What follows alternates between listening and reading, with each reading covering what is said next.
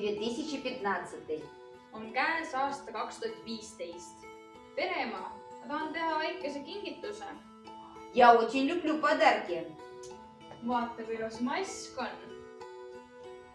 А для чего нужна эта маска? Selleks, et oma nägu varjata nii, et sõbrad ära ei tunneks. Kas see mask meeldib sulle? Да, очень нравится. Nüüd võta pärlid ja pane need endale kaela. Kui ilus sa oled.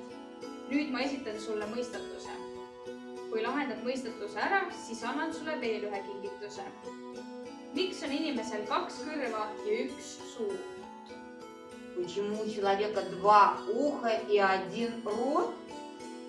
Потому, что человек должен больше слушать и меньше говорить. Sa oled tubli. Täpselt nii, et inimene peab rohkem kuulama ja vähem rääkima. Ja nüüd esinevad Lindakivi lasteaia lapsed.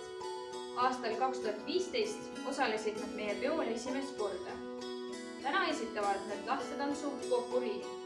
Juhendaja on muusikaõpetaja Tatjana Timofjeva. Выступает детский сад Линдакиви.